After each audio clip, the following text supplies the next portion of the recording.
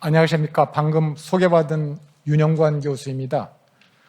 이렇게 귀한 자리를 마련해 주시고 초대해 주신 통일과 나눔 이영선 이사장님, 그리고 실무에서 수고해 주신 한반도 평화연구원 측에 깊은 감사드립니다. 워낙 방대한 주제를 어떻게 발표를 해야 되나 고민을 많이 했었습니다만은, 사실 제가 오늘 발표드리는 내용은 올 초에 옥스퍼드 대학 출판사에서 한국 정치 그 핸드북을 만들었습니다.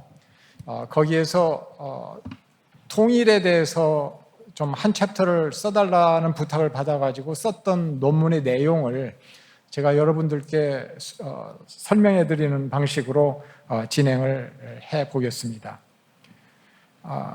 워낙 이 주제가 방대하기 때문에 여러 가지 관점으로 접근을 할 수가 있습니다. 그러나 저는 국제정치학을 공부한 사람으로서 국제정치학적인 맥락에서 한번 설명을 해 드리려고 하는데, 저는 기본적으로 무력에 의한 통일은 연구의 대상으로 삼지 않았습니다. 평화적인 통일을 이제 어떻게 해야 될 것이냐라고 하는 것을 저희 주제로 삼았는데, 그러면은 평화적인 통일을 이룬 사례가 있는가 이렇게 찾아봤더니 대단히 희귀합니다. 별로 없습니다. 제 그 시야에 들어왔던 거는 유일하게 독일 사례였습니다. 그래서 독일 사례를 좀 들여다봤는데 제가 어떤 거를 느꼈냐면은, 독일 통일이 1990년에 가능했던 이유는 두 가지 차원에서 설명을 할 수가 있을 것 같다. 하나는 국제적인 차원과 내부적인 차원인데요. 국제적인 차원에서는 통일이 아니라 분단의 현상 유지 방향으로 작동하는 힘, 그러니까 통일의 반대 방향으로 작동하는 힘이 존재했다. 그게 원심력이라고 저는 표현을 했습니다. 그리고 내부적으로는 동서독 간에 서로 끌어당기는 힘, 구심력이 작용을 하고 있었다라고 생각을 했습니다. 근데 통일은 그 원심력이 최소화되고 구심력이 최대화됐었을 때 가능했다. 이렇게 설명이 가능하겠다라고 생각을 해봤습니다. 예를 들어서 1990년에 통일이 됐는데, 그때 국제적인 차원에서 통일에 반대되는 방향으로 힘이 작동하고 있었습니다. 그거는 미국, 소련, 영국, 프랑스 이 네 나라 사이에, 주로 이 네 나라 사이에 통일을 반대하는 방향으로, 즉 분단을 관리하는 방향으로 힘이 작용하고 있었는데, 그거를 성공적인 통일 외교로 약화시킨 그 대통령이 총리가 헬무트 콜 총리였습니다. 조지 H.W. 부시 대통령의 강력한 후원을 끌어내고, 그거를 수단으로 해서 주변 프랑스, 영국의 두려움을 해소시켜주고 안심을 시키고, 그 다음에 경제적인 지원을 통해 가지고 소련의 협력을 얻어냈습니다. 소련은 당시에 개혁 개방을 하느라고 엄청 어려운 상황에 있었습니다. 그래서 경제 지원을 제공을 하고 통일에 대한 협력을 이끌어냈죠. 그렇게 해서 통일 반대 방향으로 작동하고 있는 힘을 약화시켰다라고 하는 것이죠. 그런데 그게 전부가 아니었습니다. 사실 동서독 관계 맥락에서, 즉 내부적인 차원에서 봤을 때 강력한 힘을 키워나갔다. 20년 동안 중단 없이 서로가 서로를 끌어당기는 힘, 그걸 구심력이라고 표현할 수 있겠는데, 그거는 1970년대 초에 서독의 3인당의 빌리 브란트 총리가 동방정책을 추진하면서 그렇게 했습니다. 그래서 20년 동안 동방정책을 추진을 하면서 동독 사회를 변화시키고 동독 사람들의 마음을 샀고, 그래서 1989년 베를린 장벽이 무너진 다음에 이 동독 사람들의 희망인 그 통일의 방향으로 동독의 정치 지도자들이 따라갈 수밖에 없게끔 만들었던 것이다. 그리고 동시에 동독 경제가 서독 경제에 완전히 의존하게 만들었던 그런 결과로서 이 통일이 가능했다라고 하는 것입니다. 그래서 원심력을 최소화하고 구심력을 최대화해가지고 통일이 가능했다라고 하는 맥락에서 본다면은 한국의 경우에도 그런 프레임워크를 한번 보자라고 하는 것이었습니다. 잘 아시다시피 한국의 경우에도 이 주변 네 나라 간에 원심력이 작동하고 있습니다. 냉전 때는 일단 1945년에 남북이 분할이 되는데요. 이 미국과 소련 간의 그 사이에서 협상이 돼가지고 38선을 획정을 합니다. 그 후에 냉전 시기에는 북은 공산 진영으로 남은 이제 자유 진영으로 이렇게 속해가지고 남북 간에는 전혀 서로 교통이 없었던 그런 상황이었죠. 그래서 이 구심력은 제로 상태였고 원심력은 엄청 컸었던 그런 상태였었다라고 하는 것이죠. 그런데 이 원심력 차원에서 봤을 때 주변 네 나라, 미국, 중국, 일본, 러시아 이 네 나라 간에는 한반도의 현상 유지의 방향으로 작동하는 힘이 작용하고 있었습니다. 그리고 지금 현재도 작동 중입니다. 그래서 한 나라씩 이렇게 살펴보자면은 미국의 경우에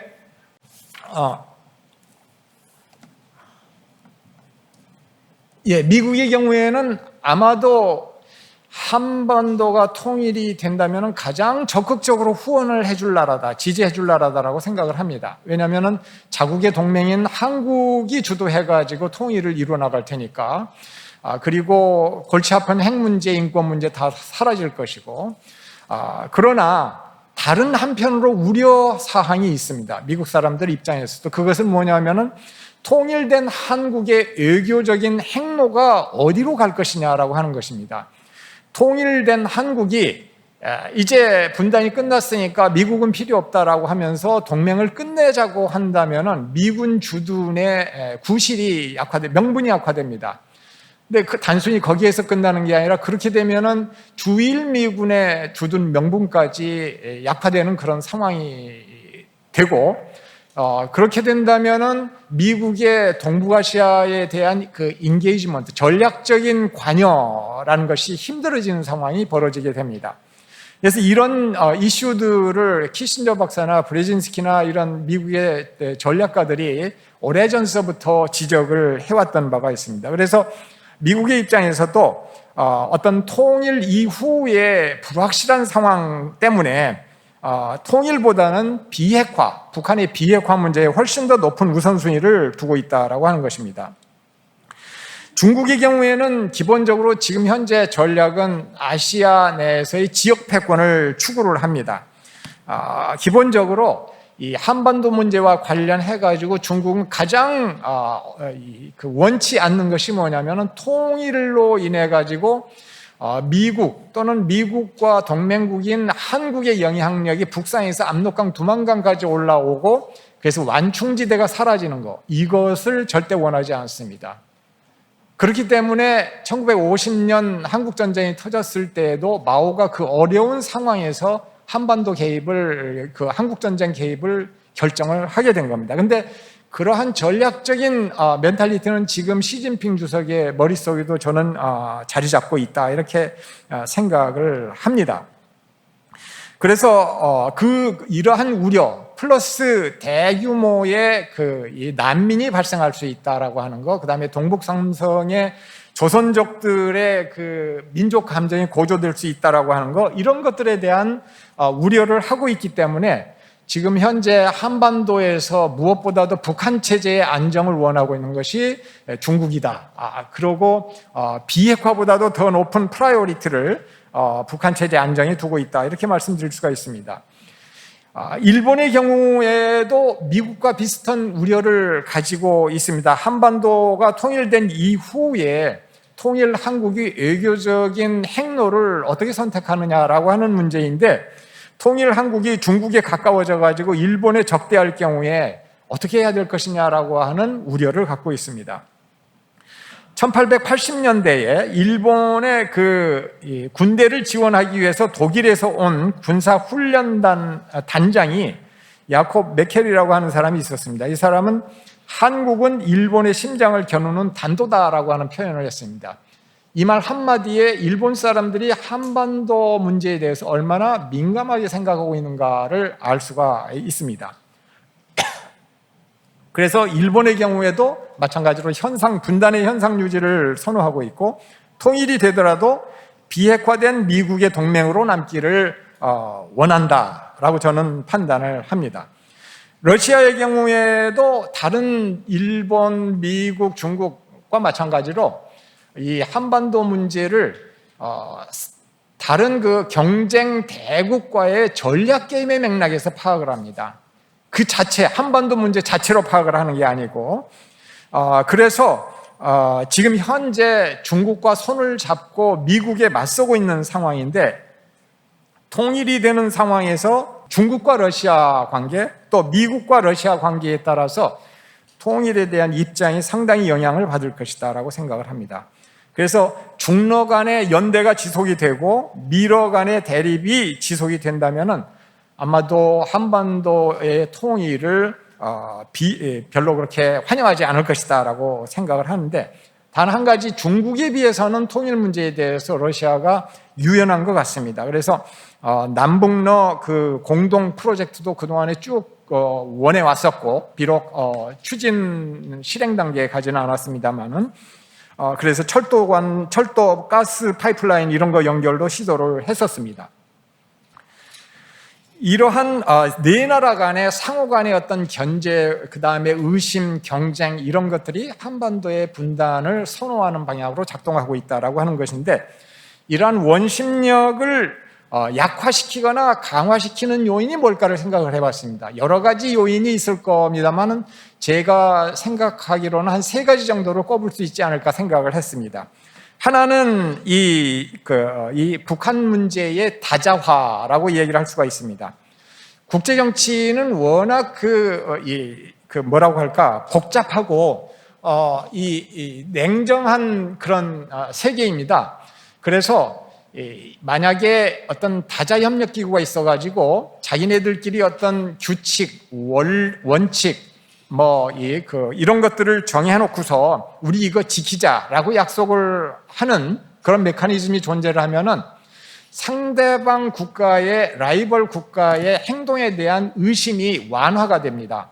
그러면서 협력의 유지가 커집니다. 왜냐하면 상대방의 행동을 예측을 할 수가 있기 때문에. 그래서 만약에 한반도 북한 문제를 놓고서도 이런 다자협력 메커니즘이 있다면은 그런 그 강대국 간의 경쟁이 약화될 수가 있을 것이다. 즉 원심력이 약화될 수 있을 것이다라고 생각을 해봤습니다. 과거에 4자 회담이나 6자 회담이 있기는 했습니다만은 별로 성공적이지 못했습니다.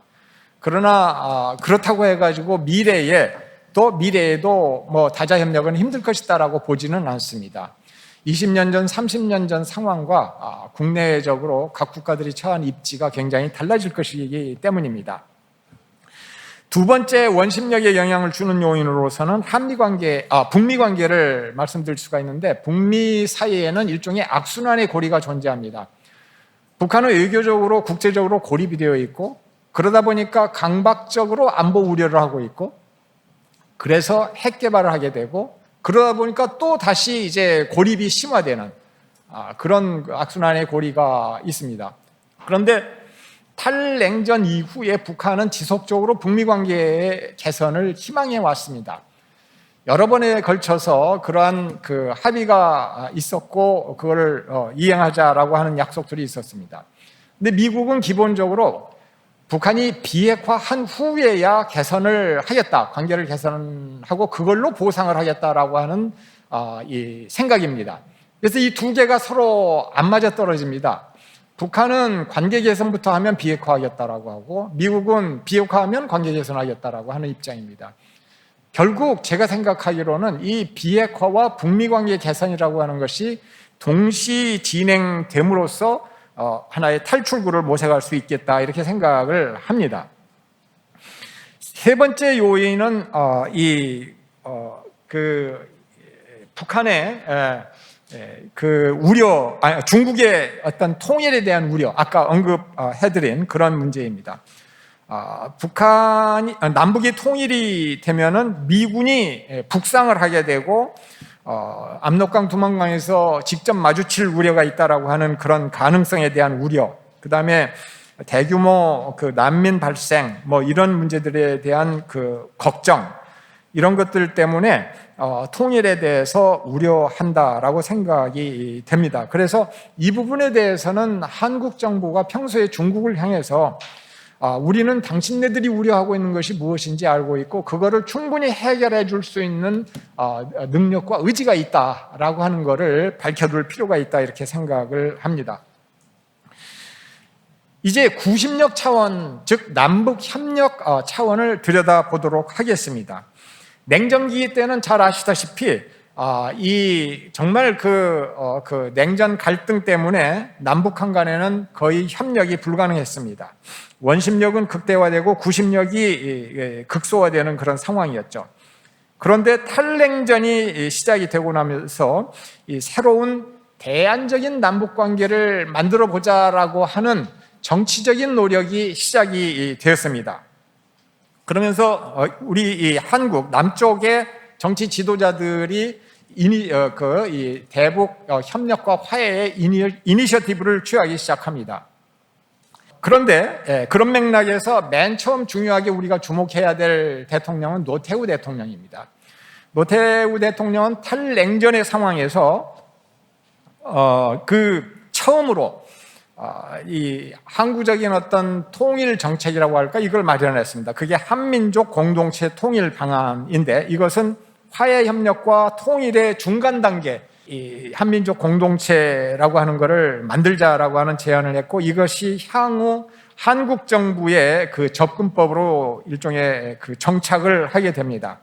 그리고 북방 정책을 추진을 합니다. 그래서 소련과 중국과 수교를 하게 되는데, 한 가지 지금 생각해 보면 좀 아쉬웠던 거는 소련이 붕괴하고 동구권이 무너지면서 북한의 김일성 주석이 대단히 다급했습니다. 그래가지고 미국의 우리 그 외교 관계 개설하고 관계를 이제 개선하자라고 하는 제안을 합니다. 근데 그때 당시에 미국의 정치 지도자들도 내켜하지 않았지만은 한국의 이 노태우 대통령도 이거를 거부를 했습니다.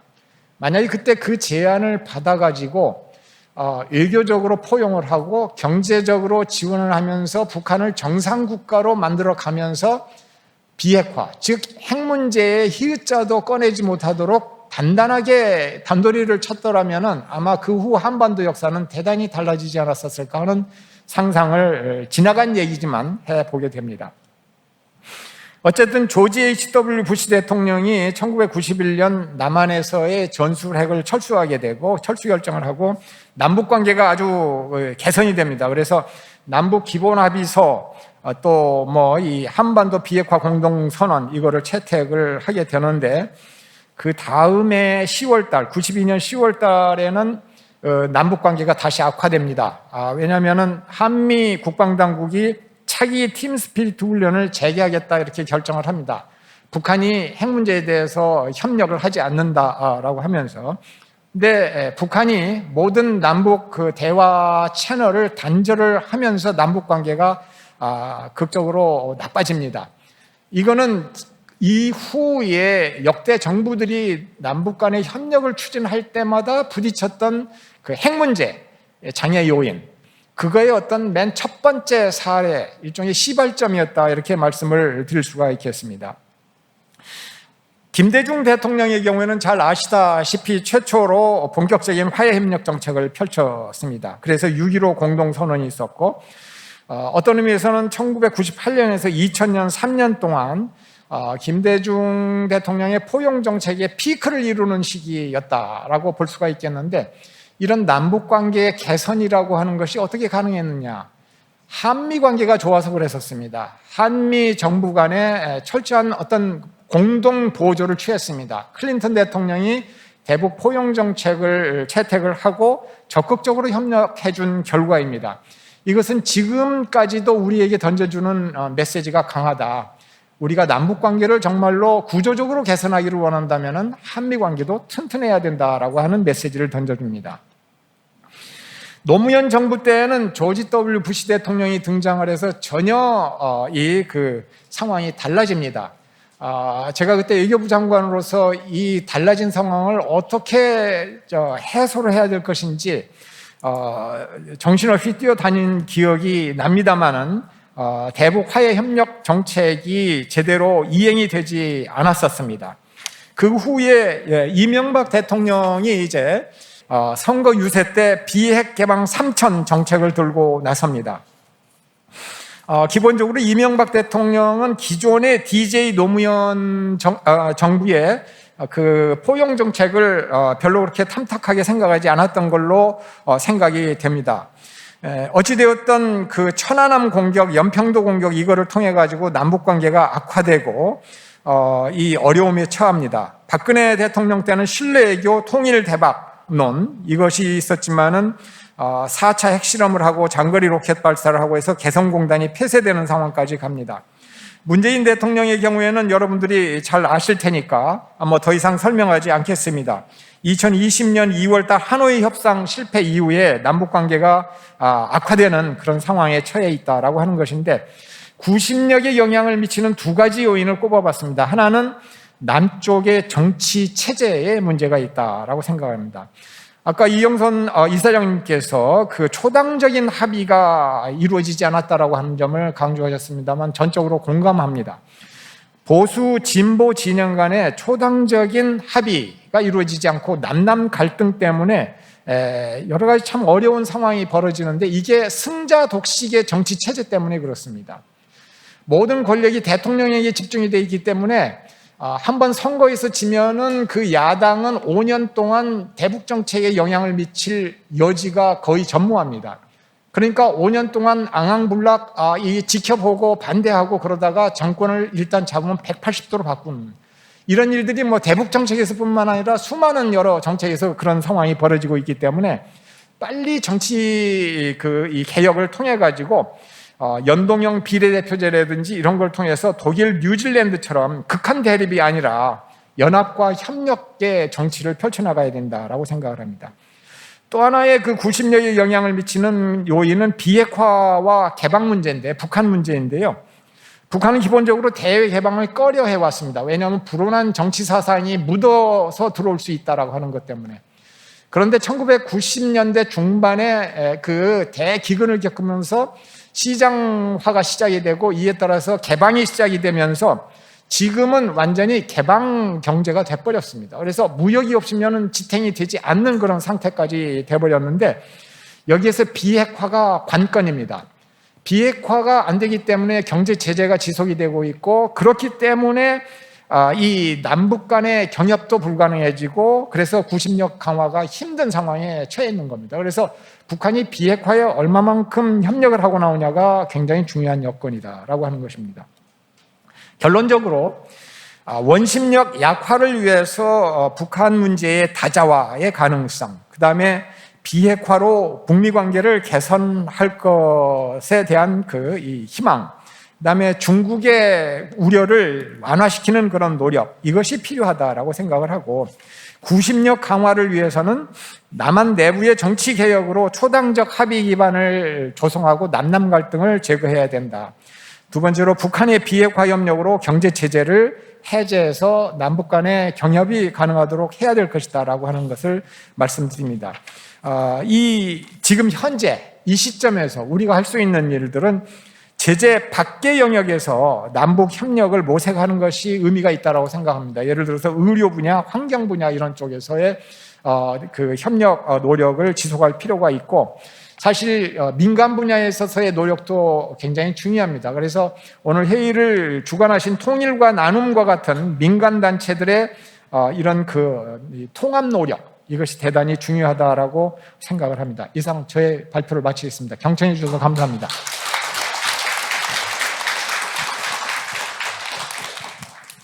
예, 감사합니다. 어려운 주제를 여러 가지 개념을 이렇게 활용하셔서 가슴에 와닿게 말씀해 주신 우리 윤영관 전 외교통상부 장관님께 다시 한번 감사의 박수 부탁드리겠습니다. 이제 토론인데요. 아까 그 소개 올렸던 유호열 교수님과 조비연 박사님께서 이제 7분 정도의 시간을 가지고 이렇게 토론에 임해 주시겠습니다. 그리고 그 후에 이어질 15분의 이제 그 질문을 바탕으로 한 전체 토론은 또 윤 장관님과 또 두 분 교수님들께서 이렇게 자유롭게 대응하시고 이렇게 대답해 주시고 또 토론도 하시고 그런 형식으로 진행하도록 하겠습니다. 유호열 교수님 모시겠습니다. 역시 환영해 주시기 바랍니다. 여기 뭐 자리에 앉으세요. 예, 감사합니다. 한 26개월 만에 이렇게 그 대면 세미나를 하게 된 게 진짜 꿈을 꾸고 있나 이런 생각이 듭니다. 더군다나 오늘 이렇게 많이 그 참석을 해주셔서 정말 이제 통일 문제, 남북 문제를 뭐 학자들 차원에서라도 본격적으로 다시 해야 되지 않겠나 이런 생각과 기대를 하게 됩니다. 오늘 그 윤영관 교수님의 그 발제 상당히 훌륭한 그 내용이고 또 귀감이 되는 그런 내용입니다. 근데 제가 이 토론을 맡으면서 우리 교수님께서 이 사용하셨던 통일 문제를 이제 구심력과 원심력으로 풀어보시는 것, 그런 시도 전체적으로 이제 공감을 합니다. 우리 통일을 하려면 통일의 구심력이 강화되고 원심력이 이제 원심력이라는 건 이제 반통일이겠죠. 그것이 약화돼야 된다. 그런데 이것을 가지고 지금 현재의 상황을 이렇게 적용을 해 보려고 하다 보니까 저 자신이 잘 이해가 안 가는 거예요. 그래서 다시 한번 뭐 원심력과 구심력 제가 그 아주 옛날에 배웠던 그 이론이지만 이게 어떻게 적용될 수 있을까 좀 한번 원리를 보자 해서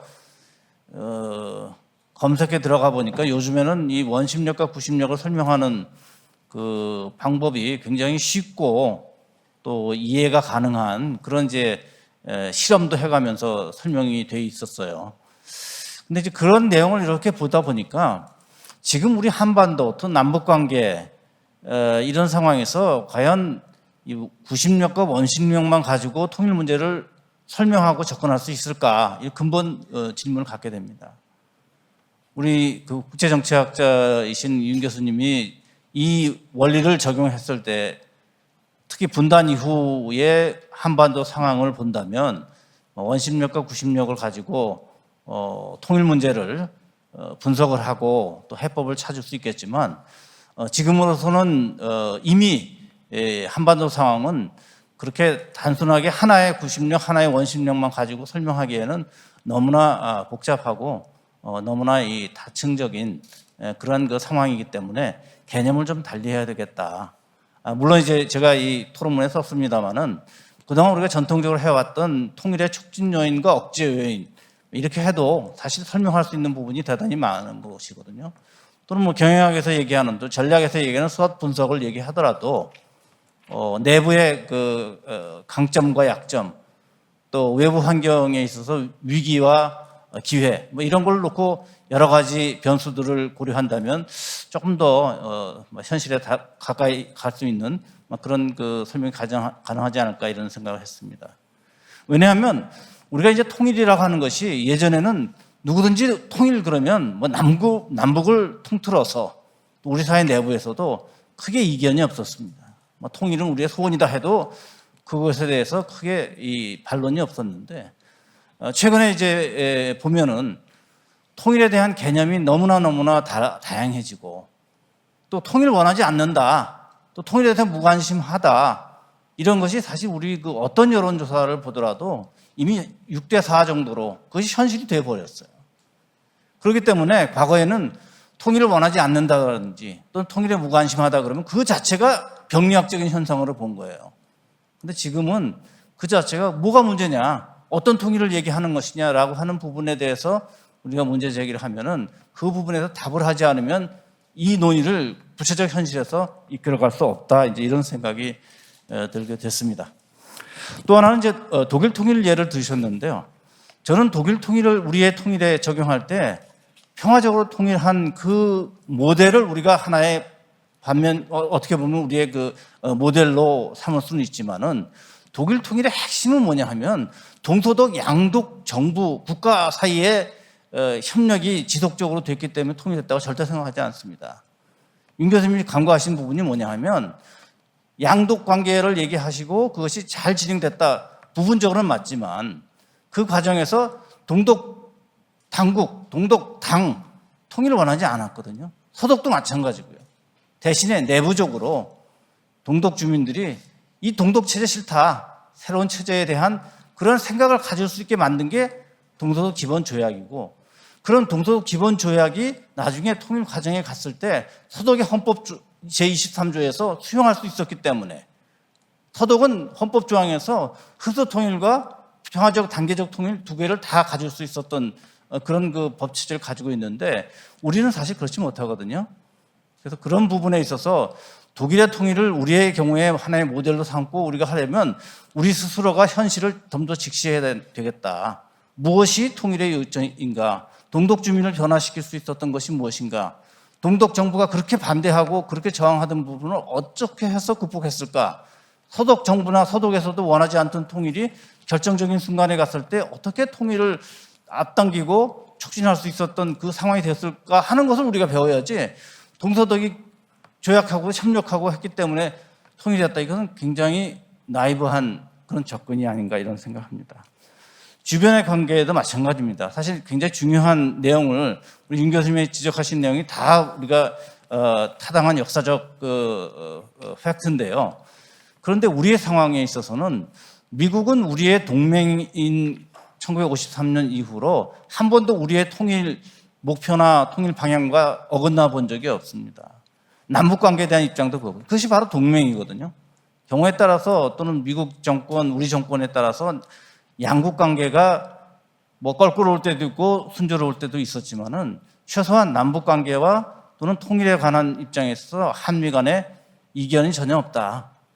그것은 앞으로 우리가 어떤 방식으로 이 동맹국인 미국과의 협력이 우리의 관계에 있어 중요할 것인가라고 할 때 한반도를 안정적으로 관리하는 부분과 통일의 부분을 우리가 명확하게 구분해서 접근하는 것이 핵심이다. 그런 마찬가지로 중국에 대해서도 마찬가지예요.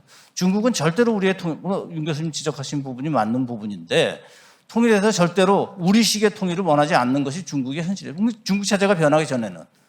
대신에 우리가 그러한 중국을 어떻게 우리가 통일이 불가피한 상황이 됐을 때 통일의 협조적으로 만들 것인가. 그런 의미에서 일본이나 러시아를 포함하거나 국제사회도 최근 뭐 우크라이나 사태에서 보듯이 우리가 통일로 가려고 할 때 통일을 막거나 반대할 수 있는 세력은 실질적으로 없다고 하는 전제를 갖고 있는 것이죠. 그러니까 그 다양한 구심력이 다양한 그 원심력이 작용할 때 그 원심력을 어떻게 우리가 하나의 그 촉진 요인으로 또 하나의 기회 요인으로 바꿔가는 것이냐 중요한 것이지, 외세가 우리의 통일에 반대한다고 하는 기본 전제는 뭐 해방 이후에 또 6.25 전쟁을 놓고 냉전 시대에는 그런 개념이나 그런 어떤 유추가 가능했지만 지금은 뭐 그렇지 않다 이렇게 생각합니다.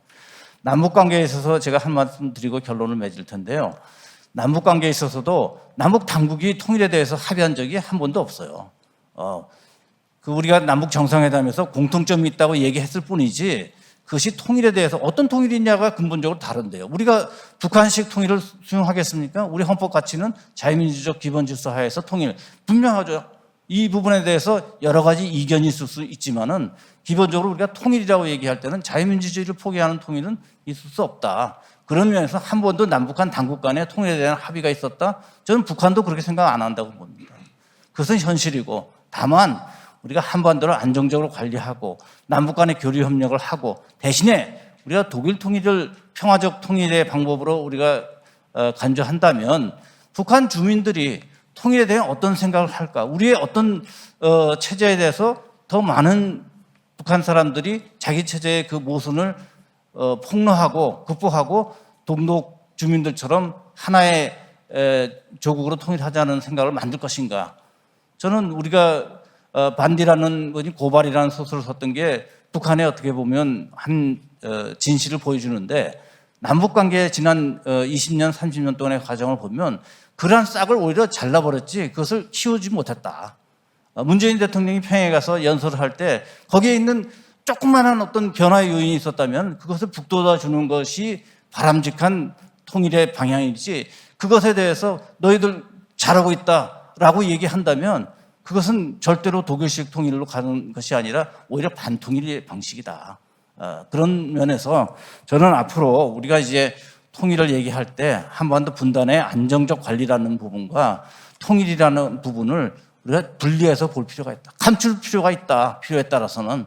그러나 어느 순간이 왔을 때 통일의 결정적인 정말 그야말로 우리 임 교수님 말씀하신 통일의 구심점이 필요할 때 되면은 한 번에 정말 아주 확고한 그런 구심력을 만들어갈 수 있는 그 역량을 만들어가는 것이 저는 우리의 과제다 이런 생각을 합니다. 감사합니다.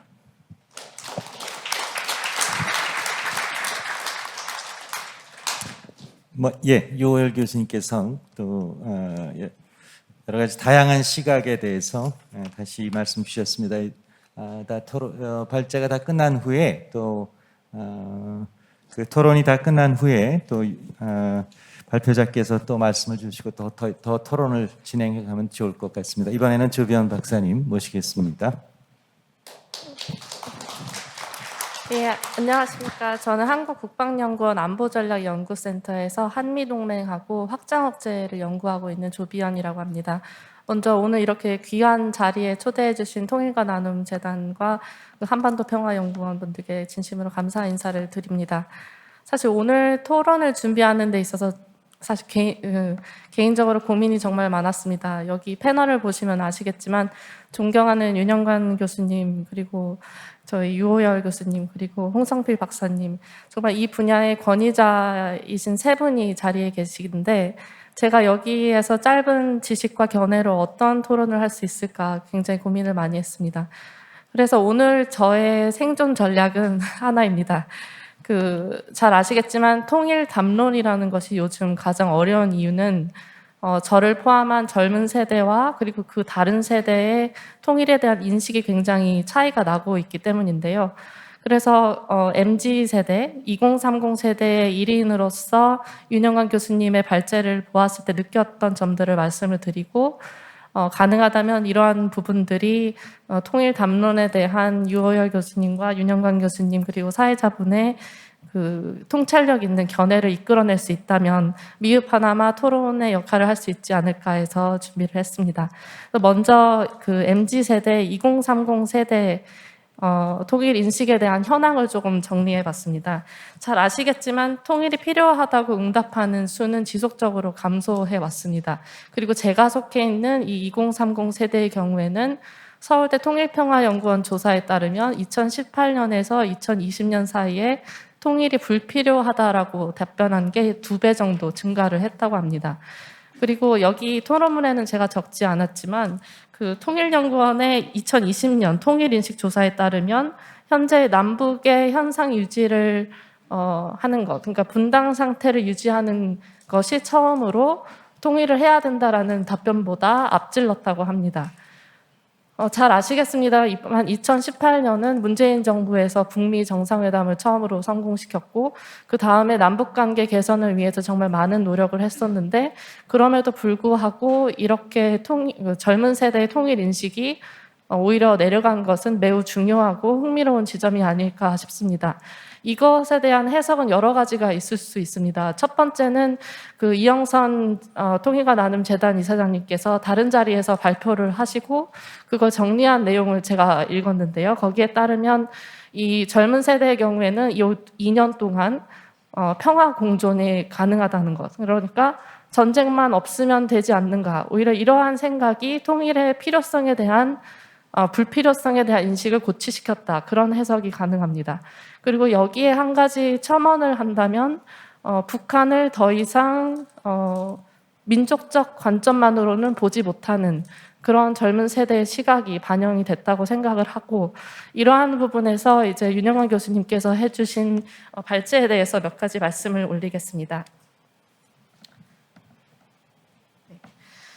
민영관 교수님께서 한반도 통일의 원심력 확대와 구심력 제한 요인들을 많이 제시해 주셨고, 여기에 공감하는 한편에 일반 MZ 세대의 시각에서 이 부분을 봤을 때 본다면 그 요인들을 식별하는 데 있어서 그 순서나 가중치는 조금 다를 수 있을 것 같다, 이런 생각이 들었습니다. 예컨대 한반도 통일의 구심력을 제한하는 가장 중요한 요인으로 일반 2030 세대가 인식할 수 있는 것은 결국에는 핵을 가진 북한일 수 있다는 점이고요. 그러니까 동일 민족보다는 통합의 대상보다는 대결의 대상으로 보는 이런 인식이 아닐까 싶습니다.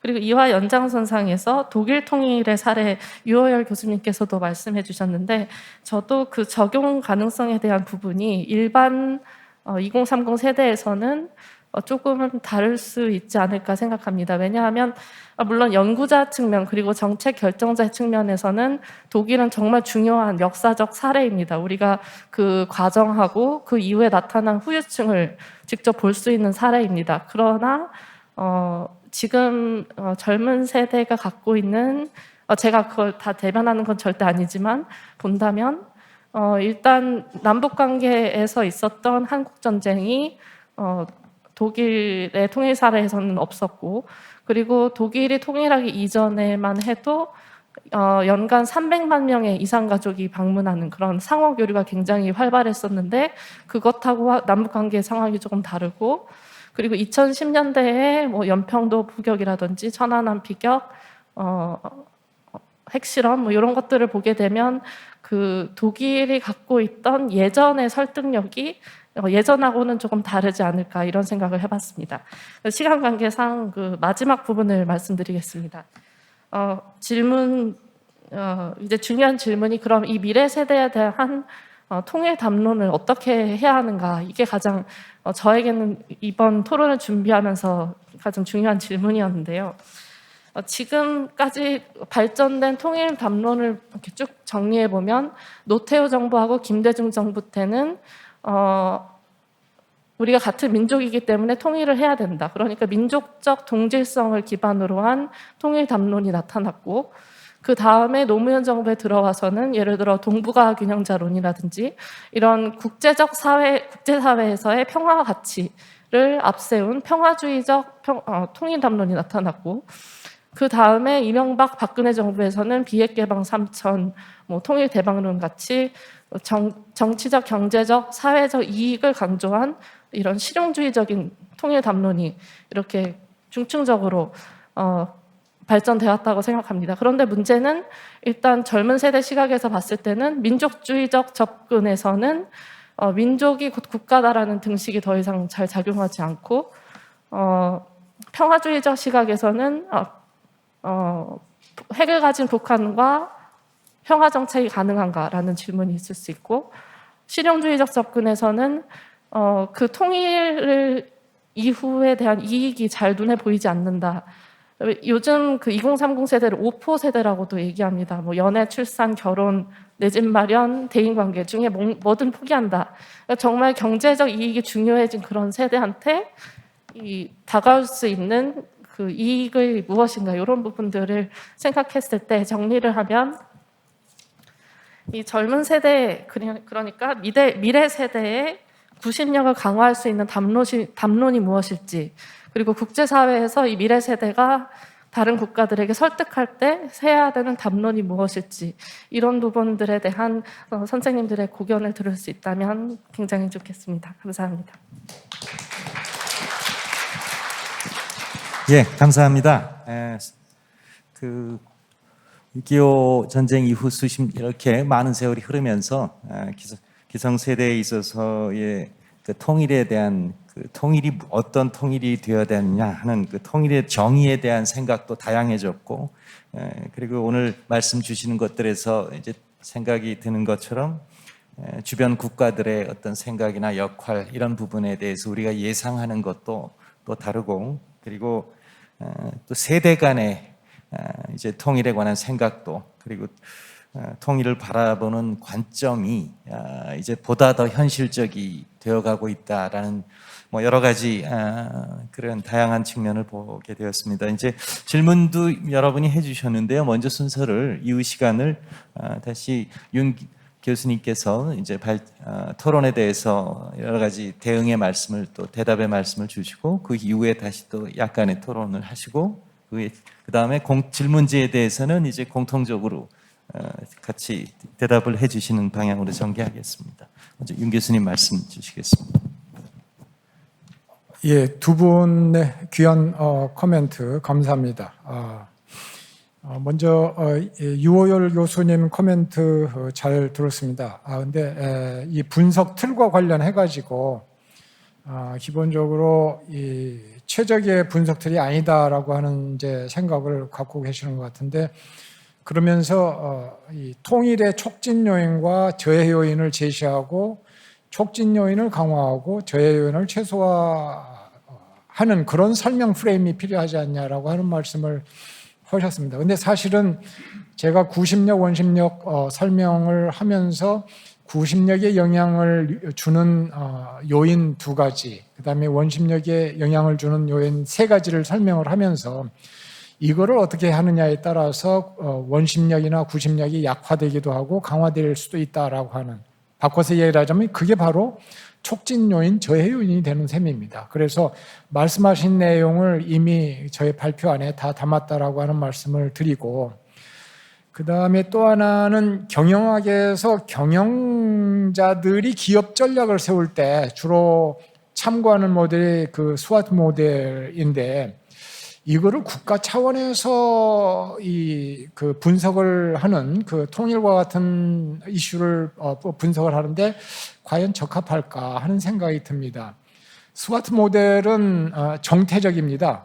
그러나 제가 여기서 얘기했던 그 구심력, 원심력은 역사적인 그 맥락과 흐름을 담아낼 수 있는, 시기적으로 구심력이 어떻게 강화되고 약화되어 왔는가, 원심력이 어떻게 강화되고 약화되어 왔는가 라고 하는 그런 장점이 있습니다. 그래서 포괄적으로 접근할 수 있는 좋은 틀이다라고 생각을 합니다. 그래서 그런 말씀을 좀 드릴 수가 있겠고, 두 번째로 이제 그 동방정책이나 동서도 기본제약, 그러니까 독일 통일을 어떻게 봐야 될 것이냐라고 하는 문제입니다.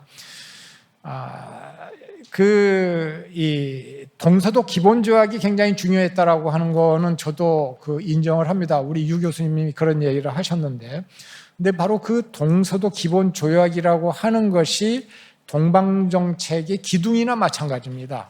빌리 브란트 정권, 3인당 정권이 들어서 가지고 추진을 했던 그런 이 제도적인 틀, 동서독 관계의 어떤 그 틀을, 화해협력의 틀을 제공했던 것이다라고 하는 제 생각이고, 동방정책이 없이 과연 동독 사람들의 마음을 통일 방향으로 기울게 할 수 있었을까? 저는 그건 불가능했다고 생각을 합니다. 그런 의미에서 서독 정부가 채택했던 동방정책은 대단히 중요한 변수였다라고 생각을 하죠.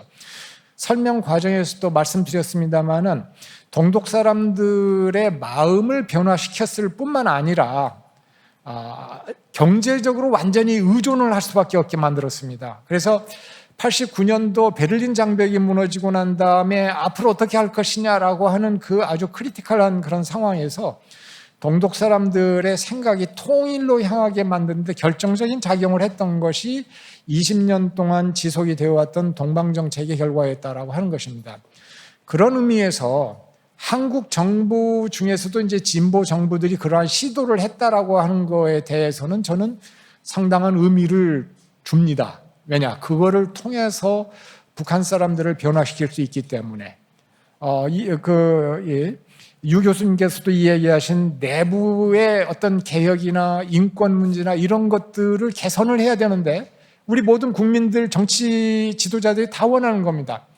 그런데 그거를 북한 정부와의 어떤 대화를 거치지 않고 할 수 있는 방법이 있는가 과연 그런 방법이 없습니다. 제가 생각하기로는. 그러니까 어쩔 수 없이 거쳐가야 되는 과정이 바로 북한 정부와의 그 교섭이었는데 그거 자체를 의미가 없다라고 평가하는 거는 저는 뭐 그건 아닌 것 같다라고 하는 생각이 들고요. 다만 그거를 더 추진을 해가지고 이 동서독 간에 20년 동안 그런 에너지가 축적이 될 수 있는 기회가 과연 한국에 있었는가? 그게 없었다라는 점에 저는 문제를 찾는 겁니다. 그래서 한마디로 그 독일의 경우에는 이 1982년에 코hl 총리가 집권을 하는데 기민당 보수 정부에서 3인당 진보 정권이 추진한 동방정책을 계승을 합니다. 그래가지고 20년 동안 그게 지속이 되었거든요. 거기서는 우리 정부가 하는 것은 100% 많고 당신네 정부가 하는 것은 100%가 틀렸다라고 서로 싸우지 않았습니다. 그 동방정책과 친서방정책이 동시에 병존해서 시너지 효과를 이루었습니다. 서방정책을 잘해서 미국을 동원을 해가지고 영국, 프랑스를 설득을 해나갈 수가 있었던 것이고, 또 동방정책을 잘해서 내부적인 그 역동 그 힘이 그 통합의 방향으로 작동할 수 있었다라고 하는 것을 저는 강조하고 싶고, 그 다음에 그 조비연 박사님 코멘트 잘 들었습니다. 중요한 이슈가 그 북한의 비핵화, 저도 북한의 비핵화가 통일의 난관이다라고 생각을 하고 제가 설명하는데 강조를 해서 부각을 시켰습니다. 독일 사례를 한반도에 적용할 수가 있느냐, 말씀하신 것처럼 굉장히 차이가 많습니다. 근데 문제는 샘플이 하나밖에 없습니다. 차이가 많기 때문에 하나 그나마 있는 그 샘플도 그냥 도외시하고 들여다보지도 않는다? 저는 그거는 또 반대로 문제가 있다고 생각을 합니다. 그런 여러 차이에도 불구하고 기본적으로 독일의 경우와 한국의 경우가 비슷합니다. 어떤 면에서 비슷하냐? 근본적인 그 힘의 다이내믹스에서 유사합니다. 양국의 국민들 의지에 반해서 분단이 됐고, 양국의 그 국가가 동일한 시대적인 환경, 즉 냉전 시대에 분단을 경험을 했고, 주변 네 나라 모두 자국들 간의 세력 균형을 위해서 통일이 되지 않는 분단 관리에 치중을 했고, 서독 주민들, 남한의 국민들이 동서독 남북한 간의 상호 평화 공존 교류 협력을 원했었고, 또 들자면은 그 여러 가지 들 수가 있겠습니다만 그 정도로 마치기로 하고, 저는 MZ세대의 그 통일관에 대해서는 기성세대가 전적으로 책임을 져야 된다고 봅니다. 기성세대가 역사교육에 대해서 그 중요성을 인식을 하지 못해서 한때 교과목에서도 빼고 입시에서도 빼고 그랬었던 것을 저는 기억을 합니다. 역사를 모릅니다. 그런데 어떻게 통일에 대해서 관심이 있을 수가 있겠습니까? 저는 그거부터 많이 달라져야 된다라고 생각을 하고, 그럼에도 불구하고 이 젊은 청년들이 인식해야 되는 것은 국제적인 차원에서 구조적으로 작동하는 힘이 있어가지고 그것이 우리가 원ton 원하지 않던 한반도의 평화나 통일과 관련해가지고 어느 방향으로 몰고 갈 수가 있다. 그 안에서 사는 젊은이들이 원하느냐 원치 않느냐하고는 상관없는 그런 어떤 힘의 논리가 작동을 하고 있다라고 하는 거는 인식을 해야 되고, 거기에 어떻게 대응을 할 건가는 고민을 할 필요가 있다고 생각을 합니다. 예, 감사합니다. 저에게 남은 시간이 원래 계획대로 하면 2분 남았습니다. 근데 그 질문지들이 꽤 들어와 있는데요. 한 7, 8개 저한테 전달이 됐는데, 대부분은 그 발표와 토론을 통해서 이미 답을 이렇게 해주신 내용들입니다. 그러나 제가 조금 빠른 속도로 질문들을 소개하겠습니다. 그래서 이게 윤 장관님께 대한 것도 있고, 유호열 교수님께 대한 것도 있고, 또 우리 조 박사님에 대한 그 부분도 있는 것 같습니다. 그런데 하여튼 이미 토론이 된 부분은 이제 그 가름을 하고요. 그래서 새로운 내용, 또 참신한 내용들도 있기 때문에 관련해서 한 1, 2분 정도 말씀 주시면 되겠습니다. 정준규 선생님께서 얘기하시는데, 독일은 제가 느끼기에 독일은 징벌 차원에서 분단이 됐고 군사력 증강도 연합군이 막았지만 남북한은 미소 냉전으로 된 것이다. 그리고 군비 증강도 제한을 두지 않아서 결국 북한이 핵 개발도 했다. 그래서 남북한 사이의 적대적 의식도 커져서 이것이 통일을 막고 있다고 보는데 어떻게 생각하는가? 그리고 신동혁 씨, 윤 장관님께 초당적 합의에 대해서 국회에서 제안되는 그 대부분 공통 발의 그 법안의 공동 발의 의원들은 모두 같은 당 의원들이라서 초당적 협력이 전혀 없는 것 같다. 장관님이 제안해 주신 헌법 개정 외에 실질적인 초당적 합의를 이끌어낼 어떤 방법이나 단기 목표가 있겠는가 하는 것이고요. 또 전 세계 국민통일방송 유튜브 시청자라고 하셨는데요. 전 세계에 흩어져 있는 코리안 디아스포라가 한반도 평화와 또 통일에 기여할 수 있겠는가. 그리고 또 김혜영 선생님이신데 유 교수님께 한반도 상황이 원심력, 구심력으로만 설명하기는 단순하다. 그래서 굉장히 복잡하다. 그래서 단순하게 설명하기 어렵다. 그러면 유 교수님은 통일 문제와 남북 관계를 어떻게 설명하시겠는가? 또 강평기 선생님 한국 선진화 포럼에서 주셨는데요. 윤 교수님께 윤 장관님께 우크라이나 전쟁이 남북 관계에 어떻게 영향을 미칠까? 또 유 교수님께는 흡수 통일을 한다면 서독처럼 어떤 법률을 수정해야 하겠는가? 하는 질문이고요. 그 다음 박기진 씨, 조선일보 유튜브 시청자라고 하셨는데요. 이 질문은 다소 좀 정치적인 내용일 수도 있는데요. 그 자유민주주의에 근거한 통일이 우리 헌법에 헌법 4조에 나와 있다. 그런데 북한 동포를 99%를 억압하는 1%의 독재 세습 집권자와 정상회담 하는 것 자체가 4조에 반하는 것이 아니냐. 이런 나름대로의 헌법 이해를 말씀해 주셨고요. 조난방송 경제사회TV 유튜브 시청자이신데 통일에 있어서 국내적으로도 국민의 합의가 다른데 어떻게 그 내용이 정리돼서 일관성이 있는 국민적 합의를 어떻게 만들어 나가야 할까라는 큰 질문을 주셨고요. 마지막으로 HJP 이렇게 얘기하셨는데 조선일보 유튜브 시청자시고요.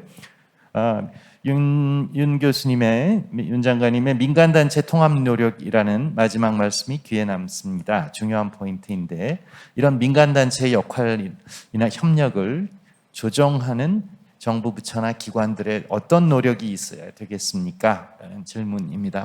질문 내용들이 다양해서 그렇지만 먼저 순서상 유 교수님 먼저 말씀하시겠습니까? 윤 교수님 답변 주신 내용하고 또 오늘 질문 주신 내용도 그렇고요. 사실 우리가 원심력, 구심력 이렇게 얘기하면 그것은 한 차원에서만 얘기를 하는 거거든요. 그리고 실제로 이제 그 부분에 대해서 아까 얘기하신 것처럼 억지 요인, 촉진 요인 이걸 다 사실은 윤 교수님도 설명을 해주신 부분이에요. 유추한다면. 그런데 우리가 지금 통일 문제를 얘기한다고 하면 이것을 한 차원으로 얘기할 때는 과거에는 그것이 가능했는데 지금은 차원이 다른 것이에요. 분단을 안정적으로 관리하고 남과 북이 상당 기간 공존하는 것 그렇게 하고 언젠가 통일의 기운이 와서 북한 주민들이 난 남쪽하고 통일하겠다. 어떤 경우에 남쪽에 있는 모든 사람들이 나 북한식으로 통일하겠다 할 수도 있을 가능성이 없다고 할 수는 없죠. 그러나 우리는 그것을 이제 상정하지 않으니까. 그러면 그렇게 됐을 때에 어떻게 그 구심력을 만들어 갈 것인가 그 차원을 달리하는 몇 개의 차원이 있는 거예요. 하나의 차원만 존재하는 것이 아니다. 이제 그런 말씀을 드리는 것이고요. 또 하나는 우리가 이제 통일을 얘기한다고 하면 이것이 아까 이제 MZ세대 얘기하셨지만은 우리가 통일이라고 하는 것이 무엇이냐라고 하는 아주 근본적인 질문에 대해서 우리 스스로가 토론하고 고민하고 논의하지를 않았어요. 우리 헌법에서 자유민주적 기본 가치에 의해서 통일한다는 돼 있지만은 그렇지 않은 부분에 대해서는 타부시하고 병리적으로 보고 이렇게 했는데 사실 그렇지는 않거든요. 현실에서 보면. 우리가 민족 공동체 통일 방안은 지난 30여 년 동안 유지하고 있지만은 이게 현실에 맞지 않는데 이걸 바꾸지를 못해요. 우리 국회에서 지금 보지 않습니까? 4당 간에 어떻게 보면 과거에 합의를 하든 공감을 해서 공동체 통일을 만들어 놨는데 이것이 현실이 맞지 않아도 바꿀 수가 없어요. 현실적으로는. 그것이 바로 우리의 현실이라는 것을 우리가 직시해야지. 그렇지 않고 가상의 어떤 걸 가지고 우리 내부에 어떤 공감대가 있다. 남북 간에 공감대가 있다. 천만에 남북 간에 엄청나게 이 통일에 대한 개념이 있는 거예요. 북한이 갖고 있는 통일의 개념과 우리가 바람직하다고 생각하는 통일, 그리고 분단이라고 하는 것도 역시 마찬가지로 우리 헌법이 우리 현실에 불합치하더라도 우리가 그냥 상징적 당위적으로 가고 있는 거나 마찬가지로 우리 입장에서는 좀 더 유연해지고, 그리고 윤 교수님이 지적하신 좋은 저는 시사점이 뭐냐면 이것을 이제 다시 우리한테 던져주신 거예요. 우리가 통일 문제에 대해서 여러 생각을 가지고 있고, 통일이냐 분단이냐 아니면 평화냐 이런 부분에 대해서조차도 우리가 솔직하게 우리가 갖고 있는 생각을 드러내놓고 하자. MZ세대가 여러 가지 의견이 나오는 것은 저는 그 세대가 특별해서가 아니라 좀 더 솔직하기 때문에 그렇다고 보는 거예요. 우리가 스스로 억제하고 있는 통일 반통일에 대한 그런 어떤 그 선호도라고 하는 것이 이제는 현실적으로 내가 불편하냐 아니냐, 공정하냐 아니냐 이런 걸 가지고 논의를 분명하게 하게 됐다는 것이죠. 그런 면에서 앞으로 우리가 이제 통일을 얘기하게 되면 그 여러 차원에 있는 그런 부분들을 하나하나 구체적 현실에서, 그것은 주변 국가들에 대한 이해도 마찬가지예요.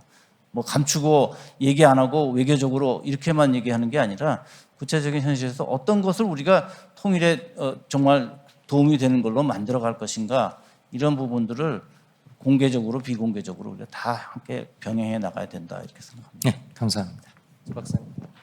네, 저 시간 관계상 한 가지 그 문제에 대한 답변만 하고 그것으로 저는 토론을 가름하도록 하겠습니다.